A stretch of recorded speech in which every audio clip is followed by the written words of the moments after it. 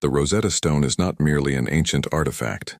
It is one of the most recognizable objects in the entire history of archaeology. A fragment of dark black granodiorite that helped unlock the forgotten language of ancient Egypt. The surviving piece stands roughly 114 centimeters tall, measures about 72 centimeters across, and is nearly 28 centimeters thick. Weighing close to 760 kilograms, the stone was originally part of a much larger monument.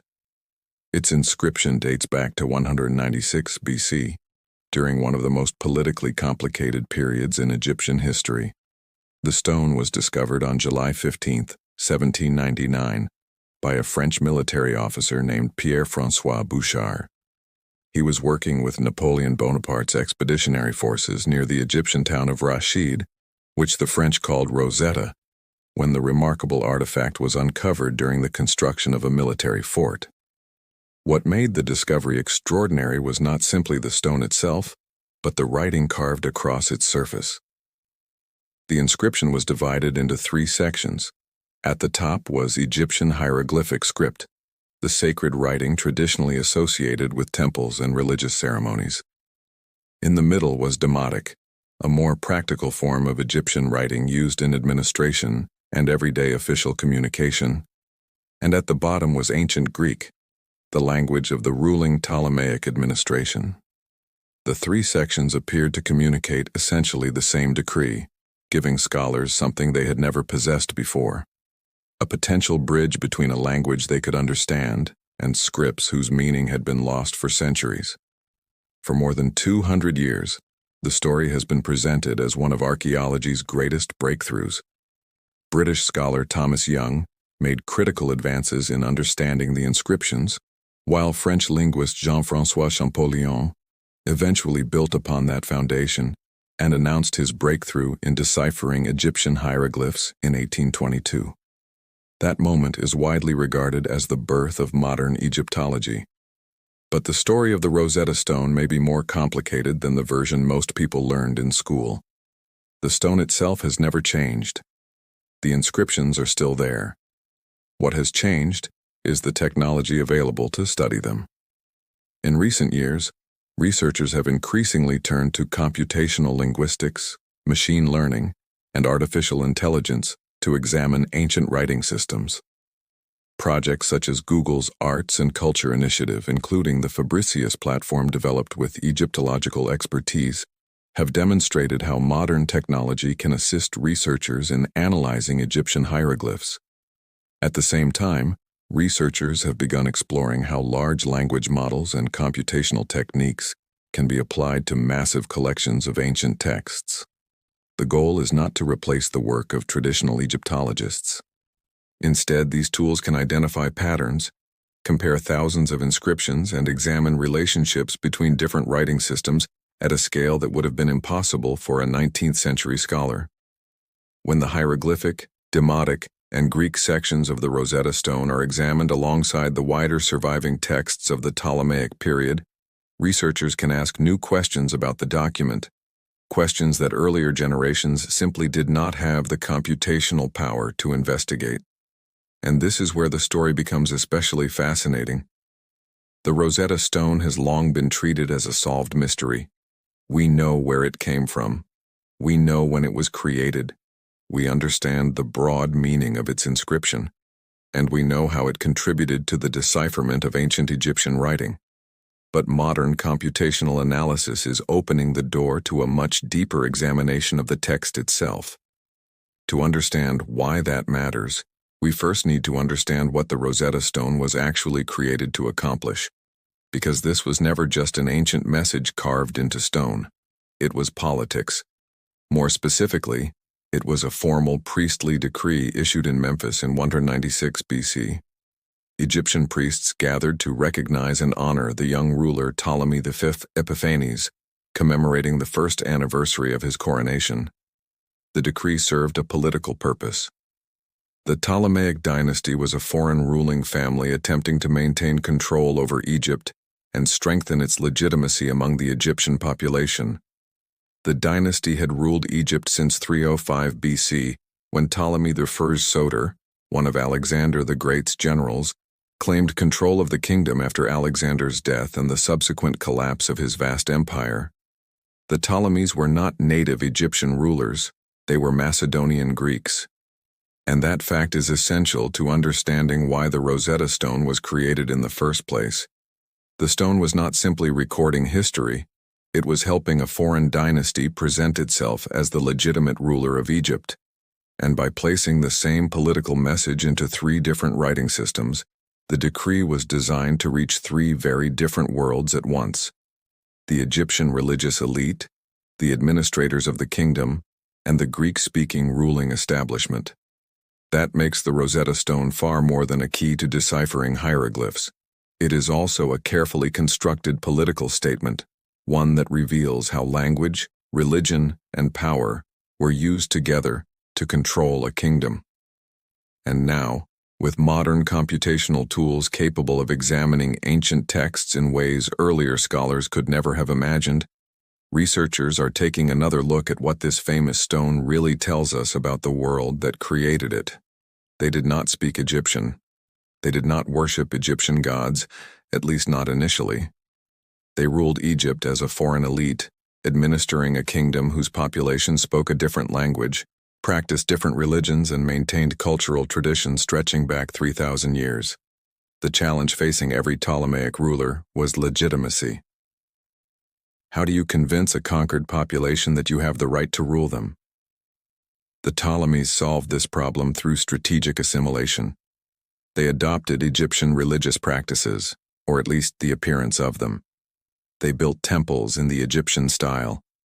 They presented themselves in Egyptian contexts as pharaohs, divine kings in the tradition that stretched back to the earliest dynasties. They cultivated the Egyptian priesthood as allies, granting temples economic privileges in exchange for religious endorsement. The Memphis Decree, the text inscribed on the Rosetta Stone, is a product of this political arrangement. The priests assembled at Memphis proclaimed Ptolemy V a god. They enumerated his virtues. They listed the benefits he had bestowed upon the temples. They decreed that his statue should be placed in every temple in Egypt, that festivals should be held in his honor, and that his cult should be maintained in perpetuity. It was, in essence, a contract. The priesthood offered divine legitimacy. The king offered economic and political support. The decree was inscribed on stone and erected in temples throughout Egypt so that the arrangement would be visible, permanent, and public. The 3 scripts served 3 audiences. The hieroglyphic text was directed at the gods and at the temple priesthood, who maintained the sacred traditions. Hieroglyphs were the script of eternity, the writing system used for monuments, tombs, and religious texts for over 3,000 years. By 196 BC, hieroglyphic literacy was restricted to a small class of trained priests. The general population could not read it, but the gods could, or so the religious framework maintained. Hieroglyphic inscriptions were not primarily meant for human readers. They were meant to make statements permanent, sacred, inviolable. The Demotic text was directed at the literate Egyptian population. Demotic was the everyday script of late-period Egypt, used for contracts, letters, administrative documents, and literature. It had evolved from earlier Egyptian scripts over centuries, becoming increasingly cursive and abbreviated. By the Ptolemaic period, Demotic was the script that educated Egyptians actually used. If you wanted Egyptians to read your decree, you wrote it in Demotic. The Greek text was directed at the ruling elite. Greek was the language of the Ptolemaic court, the army, the administration. It was the language of power. The Greek community in Egypt was small, but dominant. A colonial population that controlled the mechanisms of government. The Greek version of the Decree Mitri was for them. The 3 versions were not identical translations. This is the first point where the popular narrative diverges from the scholarly reality. The phrase "the same text in 3 scripts" is a useful simplification for explaining the stone's importance to general audiences. It is not, by the standards of careful philological analysis, accurate. The three versions say approximately the same thing. They convey the same general content, but they are not word-for-word translations.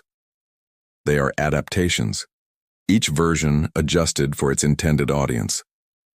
Each version emphasizing different aspects of the decree.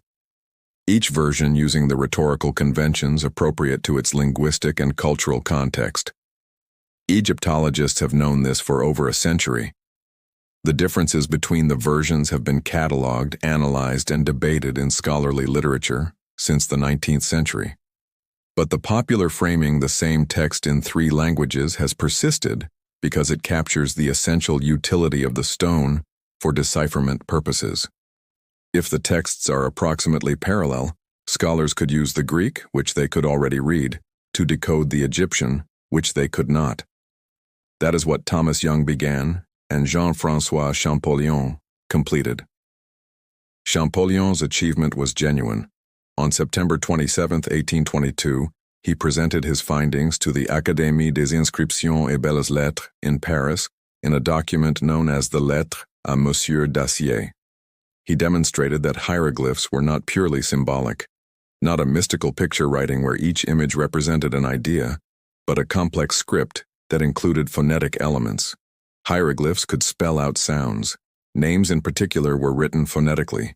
Champollion used the royal cartouches on the Rosetta Stone and other monuments to identify the phonetic values of individual hieroglyphic signs.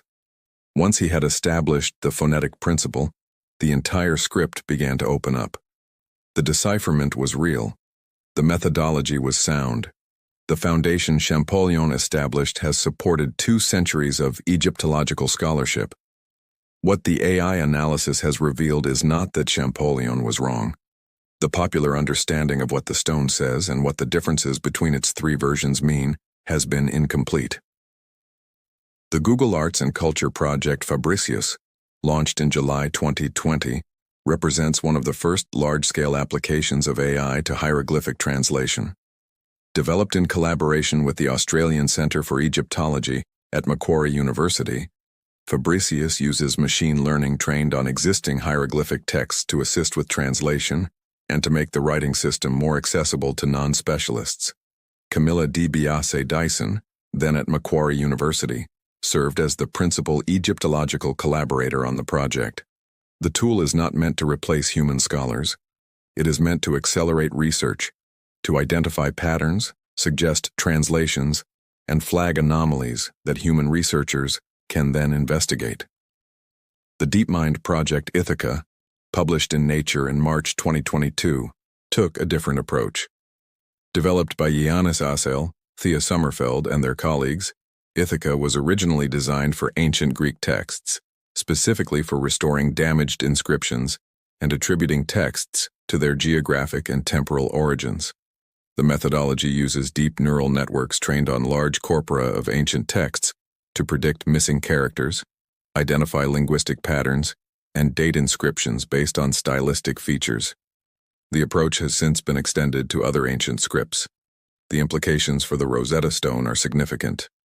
When you train an AI system on thousands of ancient texts, not just one stone, but the entire surviving corpus of a language, the system can identify patterns that individual human scholars working on individual texts might never perceive. It can detect subtle stylistic differences. It can flag unusual word choices. It can compare how the same concepts are expressed across different documents, different periods, different contexts.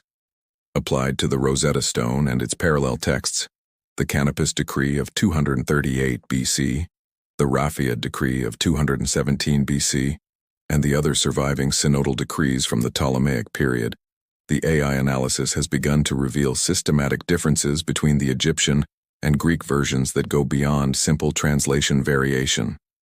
The differences are political.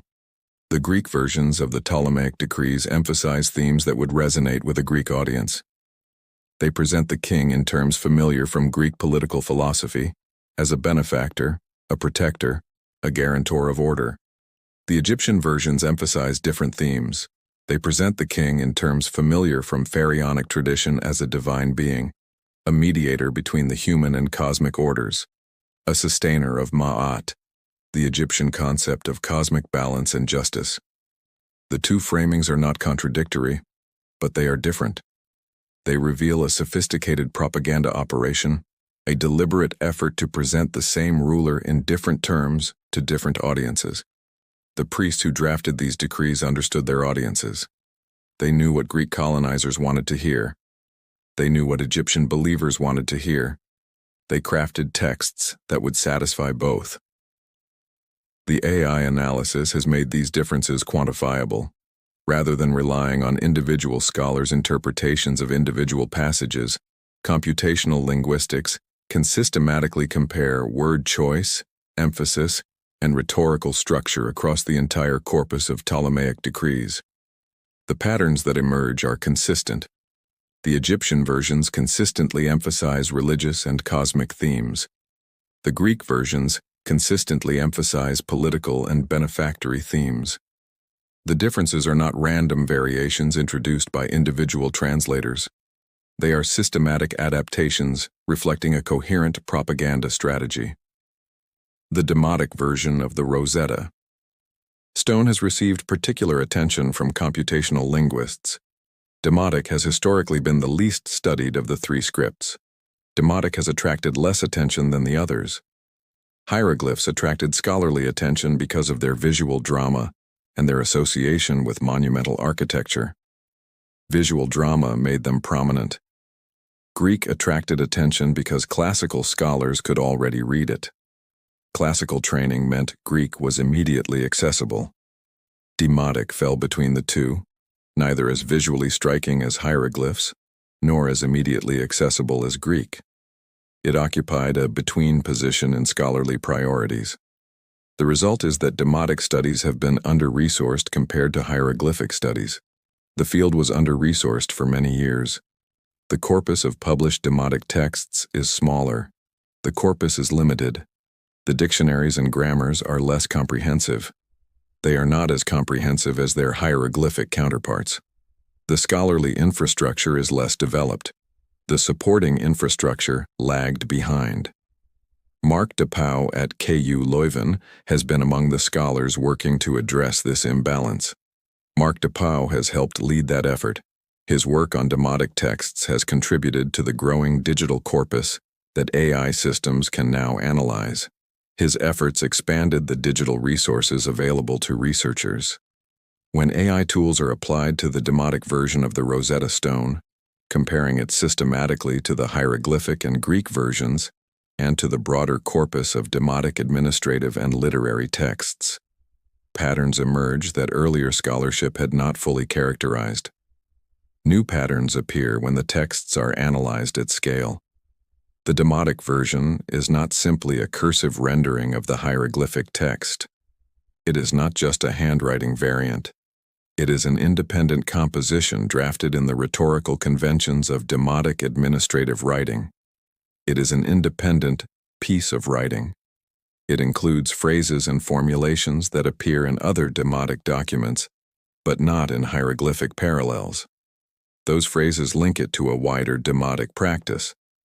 It reflects the linguistic register of educated Egyptian scribes rather than temple priests. The register suits scribes working in administrative contexts. The three versions of the Memphis Decree were not produced by a single author translating a single original into three scripts. They were not literal translations. They were produced by specialists in each script working from a common outline, but composing in the conventions of their respective traditions. Specialists tailored the language for their audiences. The stone is not a translation. It is not a direct rendering from one original text. It is three parallel compositions designed to serve different readers. The distinction matters because it changes how we understand the document's purpose. That distinction shifts our interpretation. A translation implies a single original and derivative copies. A translation suggests one source text. Parallel compositions imply coordinated messaging. A propaganda campaign in which different specialists crafted different versions for different audiences, all serving the same political ends. Coordinated messaging is a more accurate way to think about it. The Ptolemaic state was sophisticated. The administration understood the need for targeted communication. It understood that legitimacy required different arguments for different constituencies. Legitimacy depended on tailored appeals. It employed scribes fluent in multiple linguistic and cultural traditions. The state relied on scribes who were culturally and linguistically versatile. It produced documents that could speak to Greeks as Greeks and to Egyptians as Egyptians. The texts were meant to speak to distinct publics. The Rosetta Stone is evidence of that sophistication. The stone is clear evidence of deliberate multilingual statecraft. The British Museum, which has held the stone since 1802, has contributed to the ongoing analysis through its multispectral imaging program. Multispectral imaging uses light at different wavelengths to reveal features invisible to the naked eye. Surface details that have worn away over 2 millennia can sometimes be recovered. Traces of paint can be detected because the stone was originally painted with the inscriptions highlighted in color. Damage patterns can be analyzed to understand the stone's history. Ilona Regulski, the British Museum's curator of Egyptian written culture, has overseen aspects of this work. Reading the past represents the museum's broader scholarly framework for engaging with ancient texts. The multispectral analysis has revealed that the stone's surface is more damaged than casual observation suggests. Portions of all 3 texts are missing or illegible. The hieroglyphic section at the top of the stone is the most fragmentary. Only 14 lines survive of what was originally a longer text. The Demotic section is more complete, but still shows significant wear. The Greek section is the most intact, which is one reason why it served as the primary key for decipherment. AI analysis of the damaged portions has suggested possible reconstructions. By comparing the surviving text to parallel passages in the Canopus and Raphia decrees, which contain similar formulaic language, machine learning systems can predict what the missing portions likely said. The predictions are probabilistic, not certain, but they provide hypotheses that human scholars can evaluate.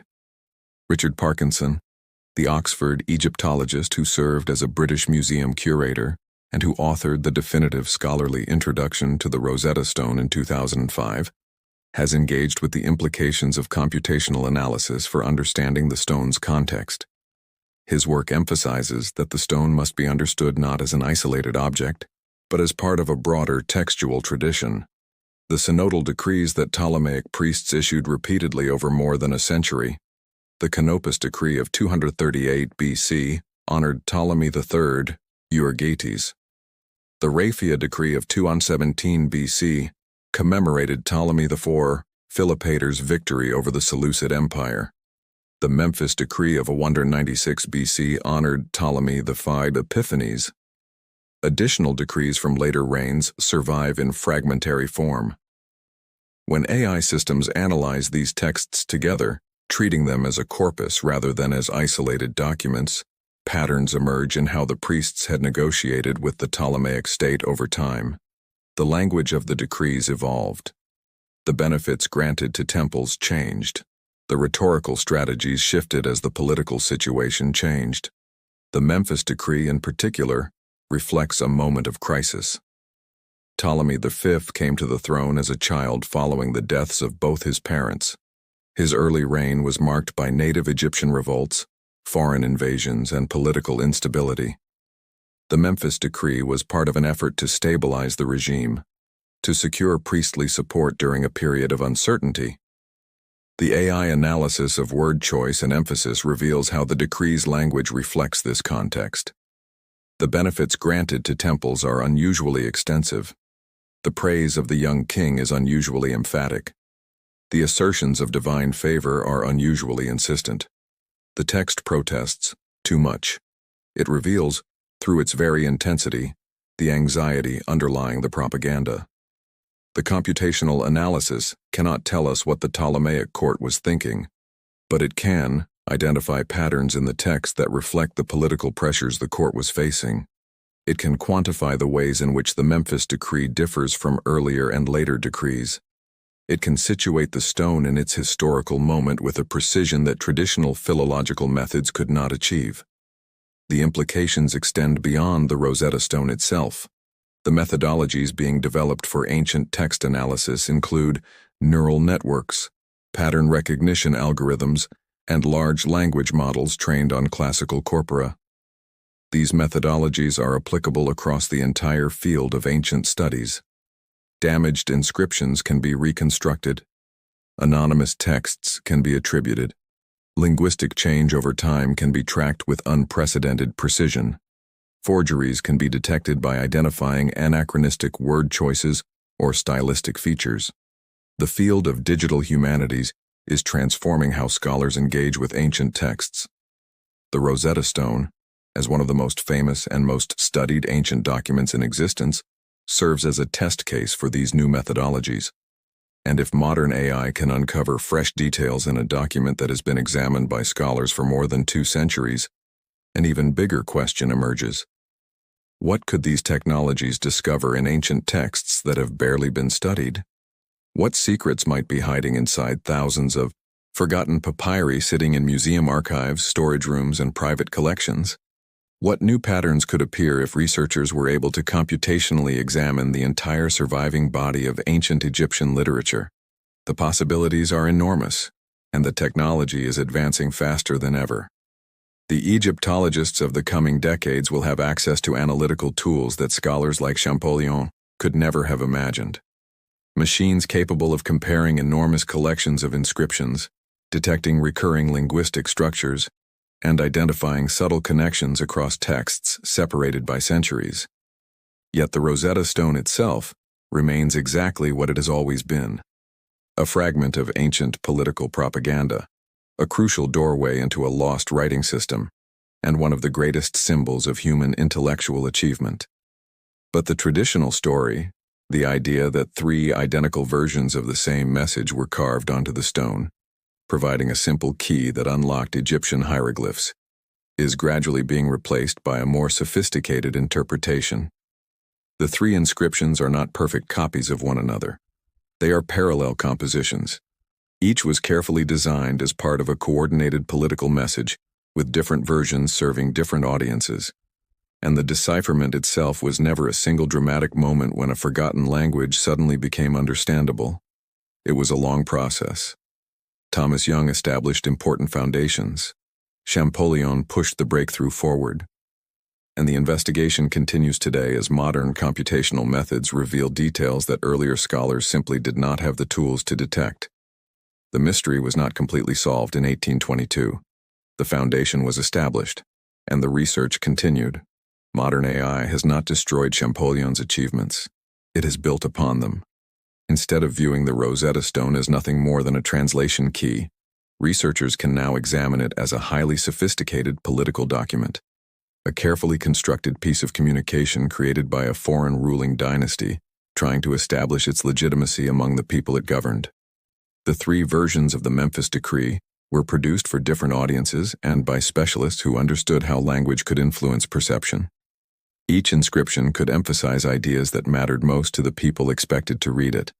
And one of the most intriguing discoveries is the renewed attention being given to the Demotic section.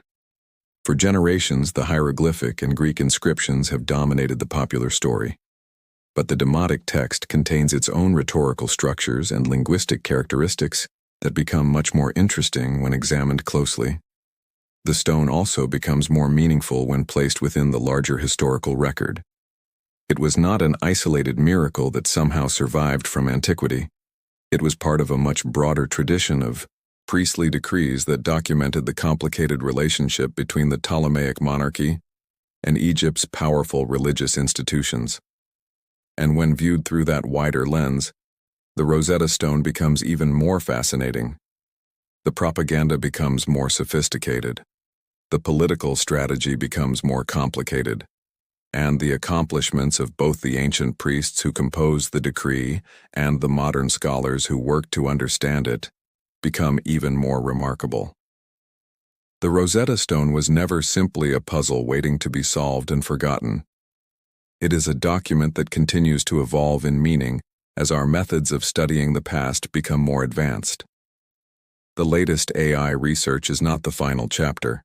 It is simply the newest one. Champollion opened the door in 1822. For 2 centuries, generations of researchers have continued walking through it. And now, computational linguists and Egyptologists of the 21st century are beginning to explore parts of that ancient world that previous generations could barely see. This is research conducted at a scale that Champollion could never have imagined. The stone itself has remained in the British Museum since 1802, where millions of visitors have stood before it. For most, the story is familiar: the key that unlocked hieroglyphs. 3 scripts carrying the same message, a mystery supposedly solved 2 centuries ago. It is a powerful story, but it is incomplete. The deeper story is far more complicated and far more fascinating. The 3 inscriptions were never simply identical translations placed one beneath another. They were parallel messages, carefully coordinated as part of a sophisticated political strategy. They reveal a foreign dynasty attempting to negotiate its authority with an established Egyptian priesthood. They reveal the exchange of power and influence. And they hint at an ancient political bargain: legitimacy and royal support on one side, religious recognition and institutional cooperation on the other.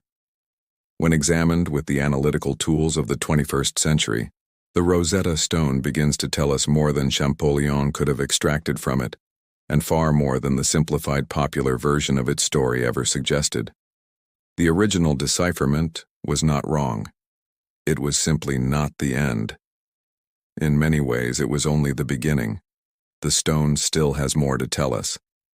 And artificial intelligence may be helping researchers uncover some of those hidden layers. What modern technology is revealing is not that the traditional understanding was false, it is that it was incomplete. The Rosetta Stone has been speaking for more than 2,000 years. It spoke to the priests of ancient Egypt. It spoke to the rulers of the Ptolemaic kingdom. It spoke to the scholars who struggled for centuries to understand its writing. And today, it is speaking to a new generation of researchers armed with technologies that could transform how humanity reads the ancient world. The Rosetta Stone spoke in 3 written voices, and after more than 2,000 years, we are still learning how to listen.